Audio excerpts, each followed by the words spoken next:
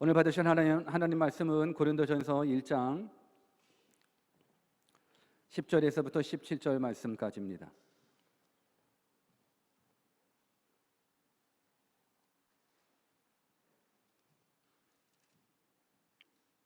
고린도전서 1장 10절에서부터 17절 말씀까지를 우리 다 같이 한 목소리로 합독하도록 하겠습니다. 우리 1절 말씀부터 같이 읽겠습니다. 시작.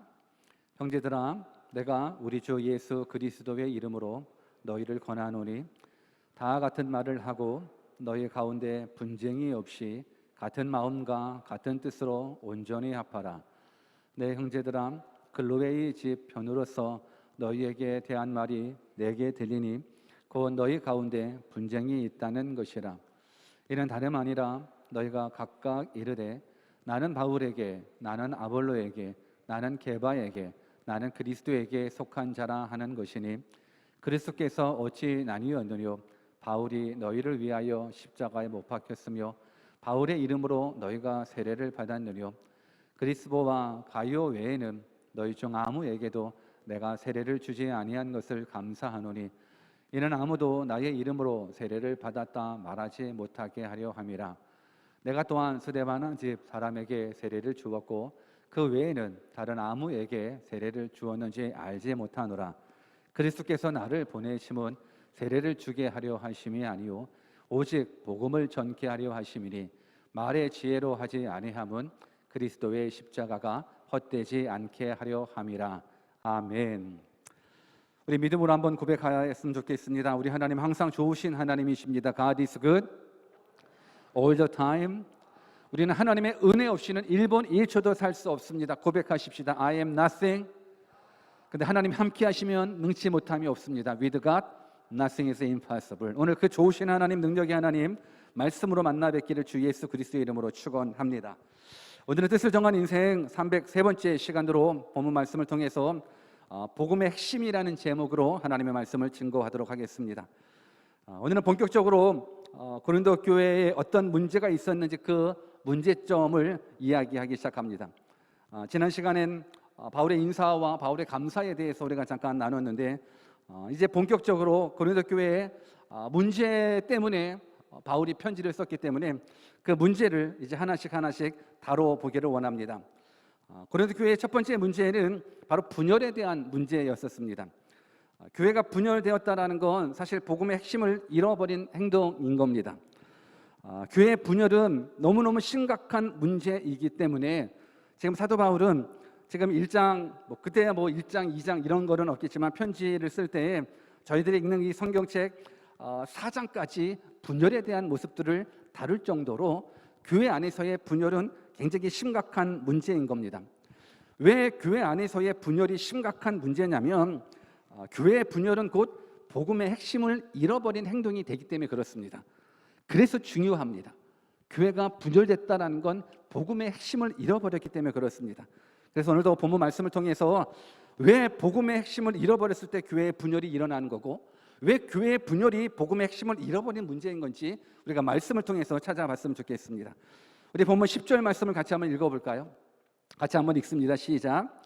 형제들아, 내가 우리 주 예수 그리스도의 이름으로 너희를 권하노니 다 같은 말을 하고 너희 가운데 분쟁이 없이 같은 마음과 같은 뜻으로 온전히 합하라.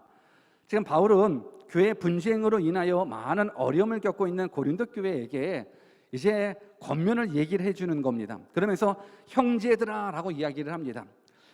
사실 형제들아라는 건 사도 바울이 사랑 가득한 어조의 모습이거든요. 형제들아라는 모습들. 지금 고린도 교회를 책망하고 있기는 있지만 그 책망을 위한 책망이 아니라 사랑을 위한 책망이라는 부분들을 우리가 기억하면서 하나님의 말씀을 시작했으면 좋겠습니다. 형제들아, 내가 우리 주 예수 그리스도의 이름으로 너희를 권하노니라고 이야기합니다. 누구의 이름으로 권합니까? 지금 우리 주 예수 그리스도의 이름으로 너희를 권한다라고 이야기를 합니다. 그런데 이 말씀을 보면 그냥 우리는 이 말씀에 보면 예수님에 대한 모습들이 다 나온 겁니다. 우리 주의 이름으로 너희를 권하노나 할 수도 있고 예수의 이름으로 너희를 권하노나 할 수도 있고 그리스도의 이름으로 너희를 권하노나라고 얘기할 수 있는데, 그리스도에 대한 모든 호칭들을 다 나와서 그냥 우리 주 예수 그리스도의 이름으로 너희를 권한다라고 이야기를 합니다. 그러니까 예수님의 이름을 다 쓰는 거예요. 예수님의 영역을 다. 왜 그러냐면 지금 이 문제 앞으로 얘기해야 될 이 부분들이, 이 겉면이 너무너무 중요하고 무겁고 엄습하기 때문에 그렇습니다. 가벼운 부분들이 아니기 때문에 지금 예수 그리스도의 이름으로 뿐만이 아니라 우리 주 예수 그리스도의 이름으로, 그러니까 이만큼 지금 고린도 교회가 겪고 있는 그 문제, 분열의 문제는 너무너무 크다라는 겁니다. 여러분, 우리 주라는 말은 예수님의 권위를 말씀하고 있는 겁니다. 그분은 창조주입니다. 그분은 절대 주권자이십니다. 그리고 예수 그리스도라는 것은 그분만이 우리의 구원자이시라는 겁니다. 지금 사도 바울은 고린도 교회에 우리 주 예수 그리스도의 이름으로 너희를 권한다라고 이야기를 합니다. 그런데 이 권한다라는 이 모습 속에서는 강권한다라는 말이 달려 있습니다. 그러니까 권한다라는 부분들이 그냥 권면하는 정도가 아니라 강권하여 권하는 거예요. 그러니까 권면한다라는 말 속에 강권한다라는 말이 있는데, 이 강권하는 말 속에는 또 어떤 의미가 있냐면 팔을 비틀어 꺾어서라는 뜻이 있습니다. 그러니까 지금 뭐냐면 고린도 교회에게 말씀을 전하고 있는 말씀은 팔을 비틀어 꺾어서라도 고쳐야 되는 강력한 호소라는 부분들인 겁니다.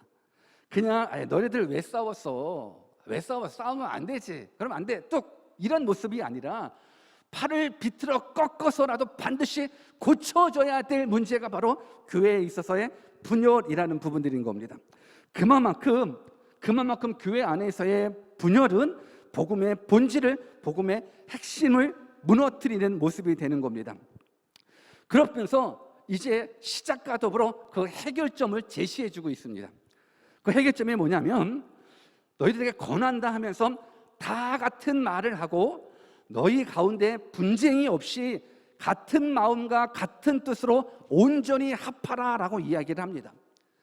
온전히 합하래요. 그래서 온전하다라는 부분들은 어긋난 뼈를 제자리에 맞춘다라는 의미를 가지고 있고, 또 찢어진 그물을 깁다 복구하다라는 뜻을 가지고 있어요. 그러니까 온전해야 된다는 거예요. 근데 온전해야 된다는 부분들이 왜 그러냐면 지금 너희들이 분열된 모습은 마치 뼈가 어긋난 모습이라는 거고 그물이 찢어진 모습이라는 겁니다. 여러분, 그물이 찢어졌다라는 건 꽝인 거예요. 뼈가 어긋났다라는 건 그만큼 고통스럽다라는 거예요. 오늘 지금 사도 바울은 너희들 이제 온전해야 되는데, 근데 무엇으로 어떻게 온전해야 되냐면 성경은 우리들에게 뭐라고 얘기해요? 같은 말을 하고 같은 마음과 같은 뜻으로 온전하래요. 지금 분열 때문에 사도 바울이 지금 편지 쓰고 있잖아요. 근데 너희들 이제 분열하지 말고 같은 말하고 같은 마음 가지고 같은 뜻으로 온전히 합해래요. 근데 이것이 가능한가요? 이것이 가능한가요? 여러분, 우리 모든 인간들은 다 생각이 다르고 가치가 달라요. 그렇기 때문에 같은 말을 할 수도 없고 같은 마음을 품을 수도 없고, 그리고 같은 뜻을 가질 수도 없는 거예요. 다 달라요. 우리들의 성도들이 이렇게 있지만서도 다 달라요. 그러니까 같은 마음을 품기가 어려워요. 같은 말을 하기도 어려워요. 같은 뜻을 품기도 너무너무 어려워요. 그런데 사도 바울은 그 어려운 것을 하라고 이야기합니다. 아니, 어려운 것을 어떻게 할 수 있어요? 불가능한 것을 하라고 할까요? 아니요. 지금 사도 바울은 불가능한 걸 하라고 하는 부분들이 아닙니다. 가능할 수 있다라는 겁니다. 왜 가능하냐면 우리 인간은 안 돼요. 우리 인간은 안 돼요. 같은 말, 같은 뜻, 같은 말 못해요. 어떻게 가능해요? 내가 죽으면 돼요. 내가 죽고 예수만 살면 돼요. 그러니까 내 생각 때문에 싸우는 거거든요. 내 가치 때문에 싸우는 건데, 너 가치로 살지 말고 너 생각으로 살지 말고 하나님 말씀으로 살면 돼. 말씀에 포커스 맞추고 예수 그리스도의 포커스 맞추면 그때 같은 말을 할 수 있어요. 여러분, 동의하십니까? 이것이 이해되십니까? 여러분, 우리는 같은 말 해야죠. 같은 생각 가지고 같은 뜻을 가지고 나가야 돼요. 근데 그것이 우리 인간의 생각 가지고서는 안 맞아요. 오직 예수 그리스도만이 해답이십니다. 지금 교회의 분열 앞에서 결국 인간이 가지고 있는 생각 다 내려놓고, 인간의 잘못된 가치들 다 내려놓고 예수님이 해답이니까 예수님께 집중하라라고 이야기를 합니다. 오늘 저는 여러분들 동일하게 말씀드리고 싶습니다. 우리 예수님께 집중하십시다. 예수님께 집중하십시다. 내 생각으로 살아가지 마십시다. 내 가치로 살아가지 마십시다. 하나님의 말씀으로 살아가십시다. 모든 것, 예수님이라면 어떻게 하셨을까? 예수님이라면 어떻게 말하셨을까? 예수님이라면 어떻게 행동하셨을까? 그것만 여러분들이 포커스 맞춰주신다 그러면 우리는 같은 말 할 수 있습니다. 우리 모든 성도들이 같은 말, 같은 뜻, 같은 행동할 수 있는 믿음의 사람 되기를 주 예수 그리스도의 이름으로 축원합니다. 오늘 고린도 교회가 문제가 있다는 것을 알게 된 경위를 11절에 얘기하고 있습니다. 우리 11절도 같이 한번 읽어볼까요? 같이 한번 읽습니다. 시작. 내 형제들아, 글로에의 지편으로 너희에게 대한 말이 내게 들리니 곧 너희 가운데 분쟁이 있다는 것이라. 지금 고린도 교회가 문제가 있다는 것을 누구를 통해서 알았냐면 글로에의 집사람 있는 사람들을 통해서 알 수 있다는 거예요. 근데 성경에는 글로에의 집사람들이 누구인지에 대해서는 얘기하고 있지는 않아요. 그런데 많은 성경학자들이 얘기할 것은, 다만 확실한 것은 그가 누구인지는 모르지만 고린도 교회에 대해서는 너무 잘 아는 사람이라는 겁니다. 더군다나 많은 사람들이 인정하고 있는 신뢰성이 있는 사람이라는 것, 그거에는 포커스 맞춰집니다. 쉽게 말하면 고린도 교회에 문제 있다며 그랬을 때, 아니 우리 문제 없는데요, 누가 그런 루머를 퍼뜨려요? 우리 교회 그런 문제 없어요 라고 말했을 때 글로의 사람이 그러던데, 그러면 아 맞아요, 문제 있어요. 이렇게 신뢰가 있는 사람들, 저는 바라옵기는 우리 대형교회 모든 성도들이 다 신뢰가 있는 믿음의 사람들 다 되었으면 좋겠습니다. 그러니까 여러분들의 말 한마디 한마디들이 다 예수님의 말처럼, 하나님의 음성처럼 다 들려졌으면 좋겠습니다. 이때 아멘 해야 되는데, 아멘. 12절을 같이 한번 읽어볼까요? 이제 어떤 문제가 있는지 같이 한번 읽어봅시다. 시작. 이는 다름 아니라 너희가 각각 이르되 나는 아볼로에게, 나는 바울에게, 나는 아볼로에게, 나는 게바에게, 나는 그리스도에게 속한 자라 하는 것이니. 지금 고린도 교회의 분열의 모습을 구체적으로 표현해주고 있습니다. 그러니까 교회 내에서 분파가 생겼다라는 거예요. 어떤 이는 바울에게, 어떤 이는 아볼로에게, 어떤 이는 게바에게, 어떤 이는 그리스도에게 편이 날려졌다라는 겁니다.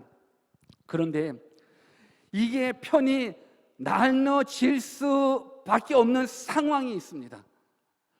물론 인간이 연약해서도 그러겠지만 지난번에도 말씀드린 대로 고린도라는 지역은 철학이 발달된 지역이라고 말씀드렸습니다. 그러니까 이론이 발달된 겁니다. 그러니까 늘상 생각하고 말하고, 그리고 남의 이론을 그러니까 나의 이론을 주장하기도 하고, 또 다른 사람의 이론을 공격하는 부분들, 그것이 그 도시 안에 깔려져 있는 배경인 겁니다. 그러다 보니까는 자기가 철학을 하는 모습 속에서 자신의 이론을 주장하고 다른 사람들의 이론을 공격하는 모습 속에서 상대 학파를 논쟁으로 공격하고 누가 최고냐, 이걸 가리는 부분들이 저들의 삶의 모습이라는 겁니다. 누가 최고냐, 그래서 항상 이론을 가지고 내 선생을 변호하고 내 이론을 변호하는 모습이 고린도 지역에 사는 사람들의 특징이기 때문에 그 특징을 어디로 가지고 들어왔냐면 교회로 들어왔다라는 겁니다. 그러니까 교회로 들어와서도 교회에서도 누구 이론을 따라가느냐, 누구 지도자를 따라가느냐, 어떤 상대방의 리더를 따라가느냐에 따라서 분파가 나뉘어진다라는 겁니다. 그래서 지금 4개의 분파를 성경은 이야기해주고 있습니다. 첫 번째 분파는 뭐예요? 바울파가 있습니다. 바울파는 고린도 교회를 개척한 담임 목사를 중심으로 아마 모였었던 파라고 생각을 합니다. 왜냐하면 바울이 2차 전도 여행 중에 1년 반 동안 고린도 지역에 머물면서 거기서 목회를 했거든요. 복음을 증거했거든요. 그러니까 분명히 바울파라고 여기는 따르는 사람들은 바울의 첫 열매들이었을 겁니다. 그러니까 바울 사역을 통해서 회심했었던 자들이 자기가 바울파라고 이야기했었을 거라 주장하고 있습니다. 아볼로는 누굽니까? 아볼로는 바울 이후에 고린도 교회에서 사역한 지도자인 겁니다. 그런데 아볼로는 당시 헬라 철학의 중심지였었던 알렉산드리아 출신의 유대인인 거예요. 그러다 보니까는 언변이 좋아요. 성경에 능통해요. 물론 성경에 농통하지만 확실하게 복음을 알지는 못했어요. 세례 요한의 침례까지는 알지만서도 하나님께서, 예수님께서 성령의 침례까지는 알지 못해서 복음을 잘 알지는 못하지만 그 당시 철학이 판치고 있는 모습들, 지혜가 판치고 있는 그 모습 속에서 그 헬라 출신이다 보니까는, 헬라 지혜를 좋아하는 사람들이 모이다 보니까는 아볼로를 따라가는 파들이 많이 있다라는 겁니다. 왜? 똑똑하니까, 이론으로 공격하게 되는 거니까. 그러니까 아볼로, 그러니까 기호에 맞으니까 아볼로라는 사람을 추모하는 사람들이 또 생기게 되는 겁니다. 그렇다 보니까 게바파가 있습니다. 게바라는 건 바위라는 뜻으로 베드로, 예수님의 제자였던 베드로의 아람어식 이름인 겁니다. 근데 성경에 보면 베드로가 당시 고린도 교회를 방문했는지 하지 않았는지에 대해서는 기록은 없답니다. 다만 추측하기로는 유대에 있는 예루살렘 교회를 중심으로 해서 베드로에게 직접 지도를 받았던 사람들이 고린도로 이주해서 그 교회에 출석하지 않았나라는 모습들. 더군다나 베드로는 예수님의 12 제자 중에 하나였고 수제자였거든요. 대표적인 사도이기 때문에 그를 진정한 사도로 추정하다 보니까는 이제 게바파가 형성이 되는 겁니다. 지금 무슨 파 얘기 나왔어요? 바울파 나왔고 아볼로파 나왔고 게바파 나왔습니다. 또 무슨 파가 있습니까? 그리스도파가 생겼습니다. 그러니까 바울파, 아볼로파, 베드로파가 생기다 보니까 이제 그에 대한 반감으로 우리는 어떤 사람들 편이 아니라 그리스도 편이다, 어떤 영적인 엘리트 의식을 가진 사람들의 그룹이 또 형성이 되는 겁니다. 너희들은 각기 인간을 내세우지만 우리는 그리스도면 족하다라는 부분들, 물론 맞는 말이죠.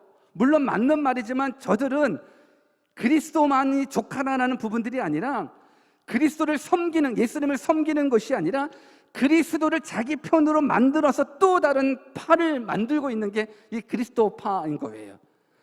예수님이면 다죠. 예수님이면 됩니다.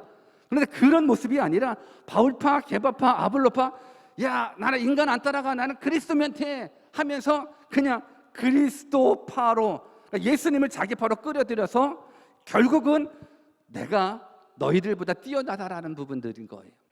그러니까 지금 이 고린도 지역, 고린도 교회에 이렇게 지도자들의 이름을 내세우며 팔을 쌓는, 팔을 나누는, 분열된 이유는 뭐냐면 결국은 자신을 높이기 위해서예요. 자신을 자랑하기 위해서예요. 그러니까 교회 안의 부파는 신학적으로, 신앙적인 모습으로 파가 나뉘어진 것이 아니에요. 다 이기적인 거예요. 왜냐하면 나는 바울파, 그러니까 각각 말하는 거, 각각 나는 아볼로파라고 이야기할 때 모든 사람들이 다 이기적인 거예요. 더군다나 그들의 사상 속에서는 남을 무시하는 배타성도 있어요. 서로 대립하면서 자신이 더 영적으로 높은 계급에 속한다는 우월의식이 파를 나뉘어졌다는 겁니다. 여러분, 고린도 교회의 이 분파는 그냥 당연히 이게 신학적인 모습으로 좀 나뉘어진다라는 그런 모습이 아니에요. 다 자기 자랑, 다 자기 과시, 다 우월의식, 남을 무시하는 배타성, 이런 모습들이 파를 나눴다라는 겁니다. 여기에서 우리들의 모습도 발견해 봤으면 좋겠습니다.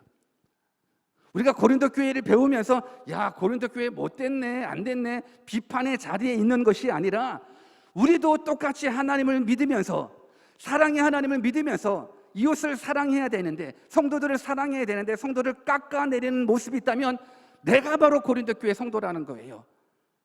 내가 바로 남을 배려하지 않고 나를 높이고 나를 자랑하고 나를 과시하고 이런 우월적인 의식을 가지고 있다라고 그러면 내가 바로 고린도 교회라는 부분들인 겁니다. 그래서 저희들은 모두는 이 고린도 교회의 모습을 보면서 내 신앙의 현 주소를 찾아내셔야 되는 겁니다. 내 신앙의 현 주소. 오늘 고린도 교회가 이러한 문제성이 있다 보니까는 이제 사도 바울이 이건 결국은 복음의 핵심을 방해하는 모습이다라고 하면서 어떤 말씀을 해주냐면 13절 말씀을 같이 한번 읽어볼까요? 13절 같이 읽어보겠습니다. 시작. 그리스도께서 어찌 아니었느뇨?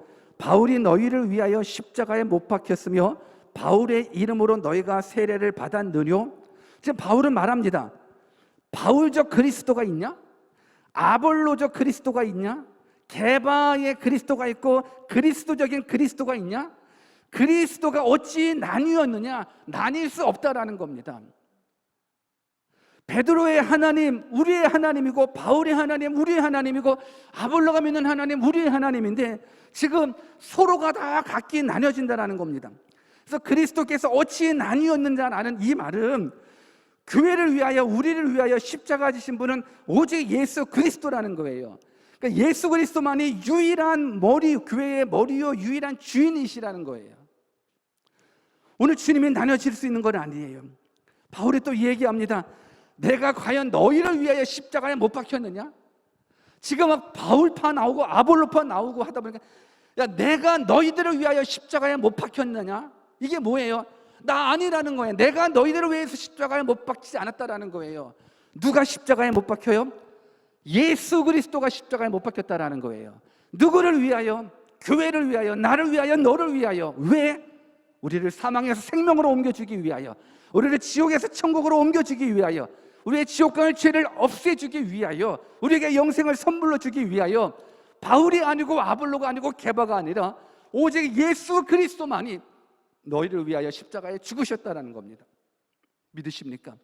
여러분, 이 사실이 믿어져야 여러분들의 삶 가운데에 복음의 핵심을 캐치하는 사람인 겁니다. 그러면서 사도 바울은 뭘 언급하고 있냐면 세례에 대한 모습들, 침례에 대한 모습들을 언급하고 있습니다. 왜냐하면 지금 분파로 나뉘어진 사람들이 저마다 자기 스승을 자랑하면서 나는 바울에게 침례를 받았어, 나는 아볼로에게 침례 받았어, 나는 게바한테 받았는데, 그러니까 서로가 서로의 침례 받은 모습을 가지고, 세례 받은 모습을 가지고서 우월 의식에 또 사로잡히는 겁니다. 그러면서 바울이 말하는 거예요. 너희가 누구의 이름으로 침례 받았냐? 바울의 이름으로 침례 받았냐? 아볼로의 이름으로 침례 받았어? 게바의 이름으로 침례 받았어? 아니거든요. 고린도 교회에서 침례 받은 모든 성도들은 다 바울이 주지만 바울은 예수 그리스도의 이름으로 침례를 베푸는 거예요. 아볼로도 예수 그리스도의 이름으로 침례를 베풀렀지 아볼로의 이름으로 침례를 베풀 것 아니에요. 게바도 마찬가지인 거예요. 그런데 지금 다 누구한테 침례를 받았느냐, 세례를 받았느냐에 따라서 스스로가 우월 의식을 가지고 살아가는 모습들.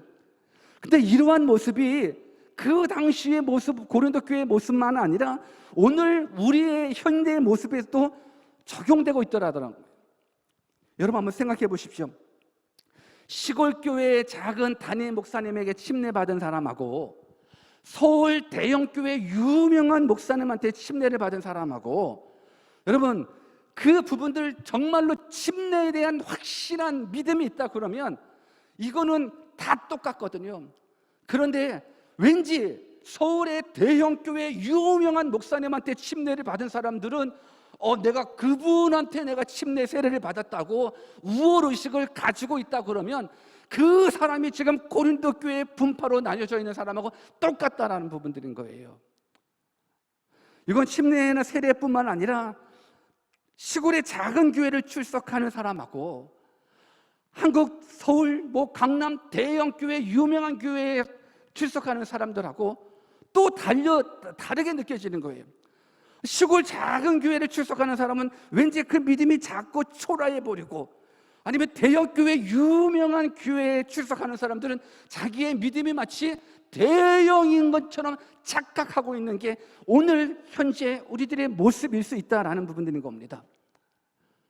오늘 저와 여러분들이 반드시 깨달아야 되는 겁니다. 오늘 많은 성도들이 교회를 다니면서도 복음이 뭔지 몰라요. 침례를 받았음에도 불구하고 침례가 무엇인지 잘 몰라요. 그러니까 바울은 이러한 고린도 교회의 안타까운 현실 앞에서 의도하는 바는 아니었으리라 생각을 하는데, 물론 의도할 수도 있겠지만 어떤 고백을 하냐면 우리 14절과 15절을 같이 한번 읽어볼까요? 같이 읽어봅니다. 시작. 그리스보와 가이오 외에는 너희 중 아무에게도 내가 세례를 주지 아니한 것을 감사하노니 이는 아무도 나의 이름으로 세례를 받았다 말하지 못하게 하려 함이라.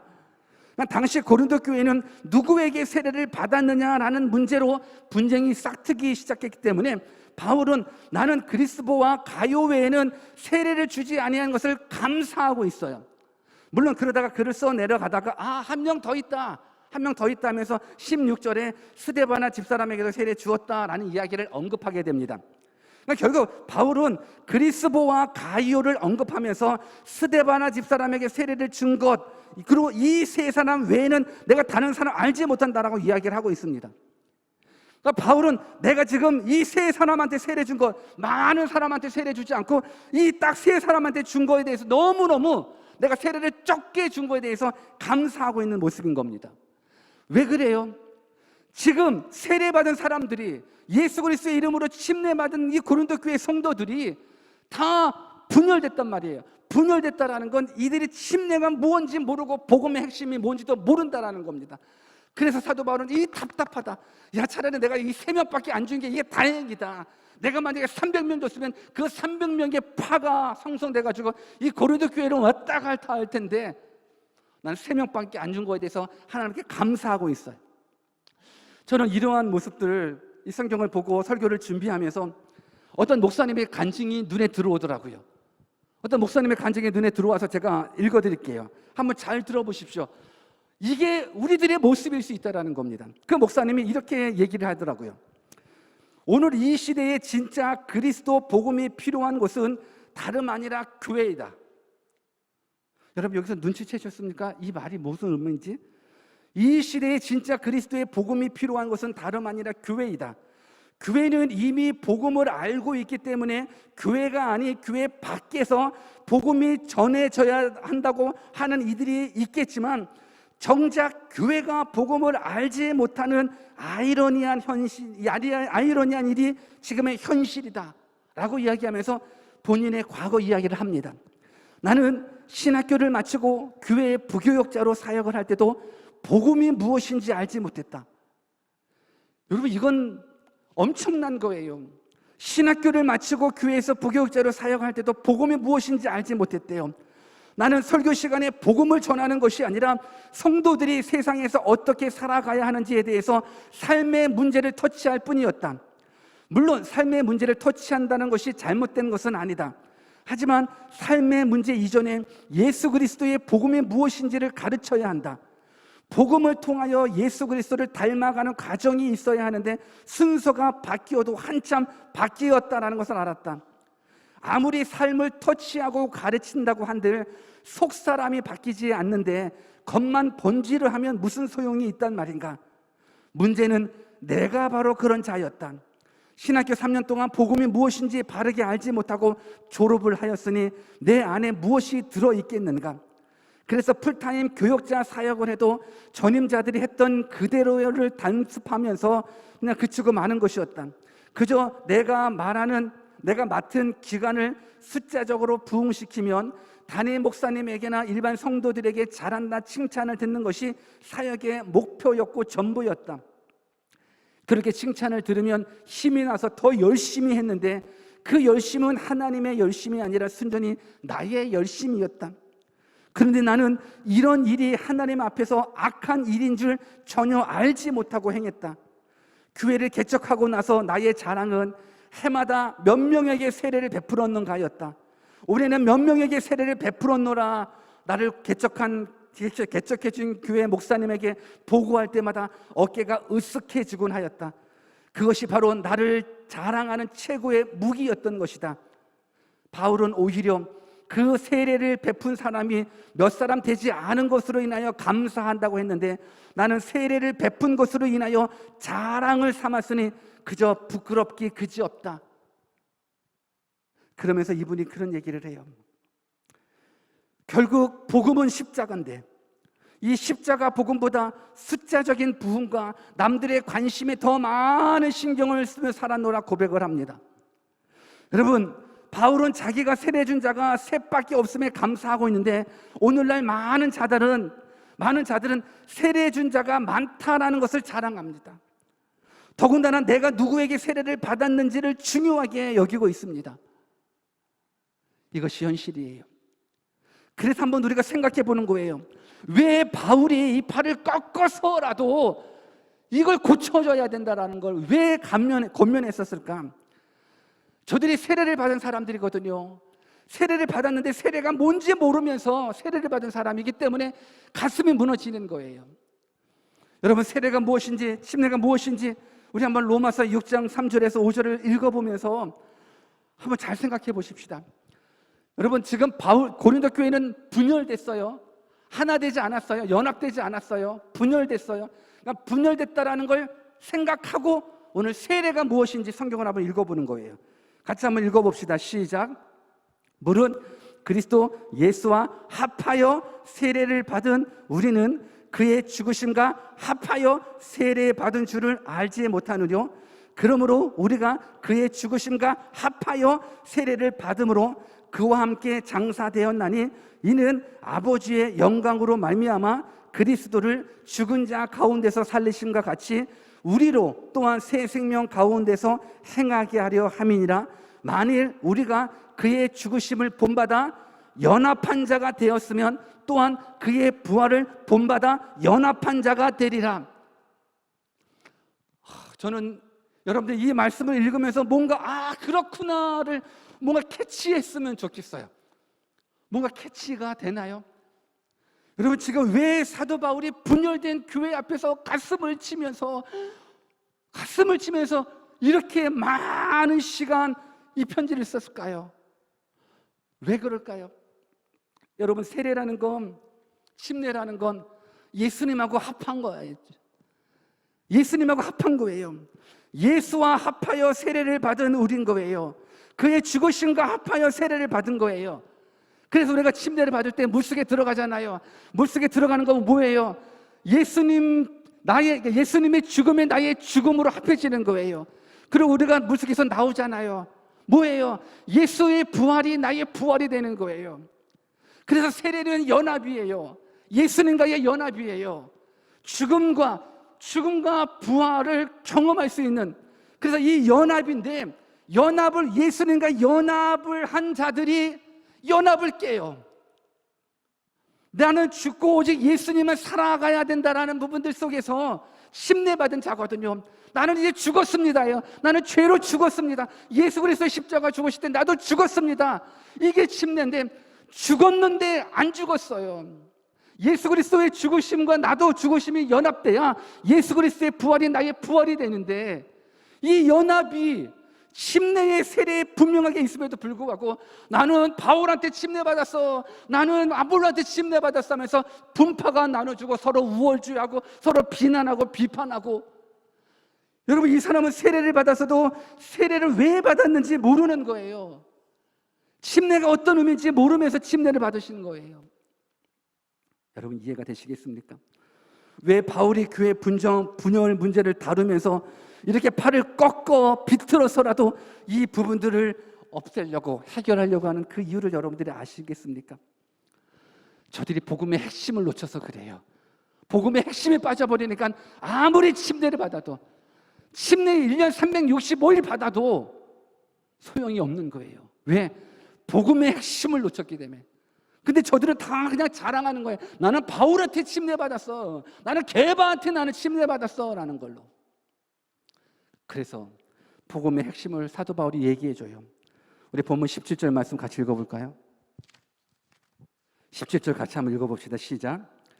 그리스도께서 나를 보내심은 세례를 주게 하려 하심이 아니요 오직 복음을 전케 하려 하심이니 말의 지혜로 하지 아니함은 그리스도의 십자가가 헛되지 않게 하려 함이라. 바울은 복음의 핵심을 제대로 깨달은 믿음의 사람입니다. 여러분, 복음의 핵심이 뭐예요? 바로 그리스도의 십자가예요. 바울은 자신의 사명을 이야기하는 거예요. 그리스도께서 나를 보내심은 세례를 주게 하심이 아니라 복음을 증거하기 위함이라는 거예요. 하나님이 바울이 받은 사명은 내가 너희들에게 세례 주는 것이 내 사명이 아니라 복음 증거하는 것이 내 사명이다. 근데 그 복음이 뭐냐? 그리스도의 십자가라는 부분들인 겁니다. 물론 세례는 예수님이 제자들에게 부탁한 마지막 명령 중에 하나예요. 세례나 침례를 받지 말라라는 것이 아니에요. 근데 착각하는 것 중에 한 가지가, 여러분, 세례 받아야지만 구원받는 게 아니에요. 구원받은 사람이 받는 것이 침례고 세례거든요. 그런데 저들은 세례를 받았어요. 세례를 받았는데도 불구하고 자기는 안 죽었어요. 그러고 나서 오히려 내가 누구한테 세례 받았다 하면서 그냥 영적인 우월주의 의식에 사로잡혀 교회를 쪼개고 있는 모습 속에 바울은 가슴이 무너져요. 나는 세례를 주기 위함이 아니라 예수 그리스도의 십자가를 증거하기 위해서 내가 왔다. 그러면서 무엇을 얘기해 주고 있냐면 말의 지혜로 하지 않는데요. 지금 고린도 교회 성도들은 말 잘하는 교회예요. 고린도 교회 지역에 있는 사람들은 말 잘, 왜? 뭐 늘상 먹고 하는 일들이 뭐 생각하고 말하고 이론으로 논쟁하는 사람들이 있기 때문에. 그런데 그 복음이라는 건, 그 십자가의 은혜, 그 복음이라는 건 말의 지혜로 하는 부분들이 아닌 거예요. 성경은 이야기하는 거예요. 현란한 말이나 감동적인 언어로 사람을 감동시킬 수는 있지만 복음은 말의 지혜로 전달되어지는 것이 아니라 십자가로 증거되는 거예요. 근데 그 십자가로 증거되는 건 오직 우리들의 이성도 아니에요. 성령 하나님을 통해서 우리가 십자가를 깨닫게 되는 거예요. 그래서 아무리 너희들 똑똑하고 아무리 말 잘하고 논쟁으로 언쟁으로 복음을 증거한다고 증거되는 것이 아니라 십자가가 증거돼야지 영생이 간다라는 거예요. 그러니까 말의 지혜로 전달하는 부분들은 오히려 예수님의 십자가를 헛되게 하는 부분들이 되는 거예요. 그래서 우리가 붙잡아야 될 건 십자가예요. 여러분, 복음의 본질, 복음의 핵심은 바로 십자가예요. 말 잘한다고 복음이 증거되는 것이 아니에요. 똑똑하다고 복음이 증거되는 것이 아니에요. 십자가의 은혜를 깨달은 자가 복음을 증거할 수 있어요. 십자가의 사랑을 깨닫는 자가 복음을 증거할 수 있어요. 사랑하는 여러분, 제가 지난주 금요일 기도회를 우리가 대면에서 시작했는데 너무 좋더라고요. 진짜 대면에서 부르짖어 기도할 수 있는 그 모습이 참 좋더라고요. 그래서 서로를 위해서 막 기도를 하는 거예요. 마지막 시간에는 이제 개인 기도를 하는데 저는 개인 기도하기보다도 우리 성도들을 위해서 기도를 했어요. 우리 대형교회 성도들을 놓고 기도하면서 뭘 놓고 기도하냐면 우리 성도들 뭐 잘 되게 해주세요, 뭐 건강하게 해주세요, 이런 부분들이 아니라 하나님, 우리 성도들 예수님 믿게 해주세요. 우리 성도들 복음 좀 제대로 알아서 예수님 믿게 해주세요. 그런데 그 복음을, 그 십자가를 가지고 여러분들을 위해서 기도하니까는 눈물이 나더라고요. 그러면서 이건 좀 그런 말인데 내가 목사긴 목사구나. 내가 목사긴 목사구나. 성도들을 위해서 하나님 돈 잘 벌게 해주세요, 뭐 건강하게 해주세요, 이런 게 아니라 하나님, 내 성도들 좀 예수님 잘 믿게 해주세요. 복음을 좀 깨달아 잘 믿게 해주세요. 예수님의 십자가가 좀 깨달아지게 해주십시오라고 하니까는 하나님께서 은혜 가운데 정말 기도하게 해주시더라고요. 여러분들, 우리 세례 받았습니까? 침례 받으셨습니까? 교회가 봉사하고 계십니까? 어떤 봉사하고 계십니까? 교회에 나와 예배를 하긴 하지만서도 오늘 우리 가운데 십자가를 깨닫지 못하면 아직은 하나님을 믿는 사람이 아니에요. 오늘 이 시간 우리가 딱 한 가지 붙잡고 기도했으면 좋겠어요. 여러분, 십자가 없이 교회에서 봉사하는 사람, 십자가 없이 예배 시간에 앉아있는 사람은 곤욕스러워요. 그런데 십자가의 은혜를 깨닫는 사람은 이 십자가만 바라보더라도 감사와 감격이 있어요. 그리고 이 십자가의 은혜를 깨달으면 다 깨달은 거예요. 이 은혜 다 깨달았으면 좋겠습니다. 침례 받았다고 하면서도 깨졌어요. 아니, 연합해야 되는데 연합하라고 세례받고 침례 받았는데 이거는 다 깨져 분열돼 버렸어요. 복음의 핵심을 몰라서 그래요. 사랑하는 우리 대형교회 성도 여러분들, 우리 같이 한번 기도했으면 좋겠습니다. 오늘 시간이 좀 많이 갔는데 그냥 딱 한 가지 놓고 기도했으면 좋겠어요. 하나님, 나 십자가의 은혜를 아직 몰라요. 내가 십자가의 은혜를 아직 몰라요 하시는 분 있다 그러면 하나님, 이 밤에 십자가의 은혜를 좀 깨달아 알게 해주십시오. 내 생각으로, 내 이성으로는 이해 안 돼요. 성령 하나님 임재해 주세요라고 이거 하나 놓고 기도했으면 좋겠고, 혹시 신앙생활을 오래 했는데 내가 십자가의 은혜의 감격을 잃어버린 사람이 있다 그러면 하나님, 이 시간 내가 다시 한번 십자가의 은혜를 깨달을 수 있도록 성령을 부어달라고 우리 그렇게 한번 말씀 붙잡고 기도했으면 좋겠습니다. 다른 기도 안 해도 돼요. 다른 기도 안 해도 돼요. 여러분의 인생 가운데 십자가만, 예수님의 십자가만 경험하게 되면 다 해결돼요. 가족의 문제 다 해결돼요. 미래의 문제 다 해결돼요. 오늘 시간에 간절하게 하나님 십자가의 은혜 깨달게 해달라고 우리 같이 한번 기도하겠습니다. 기도하십시다.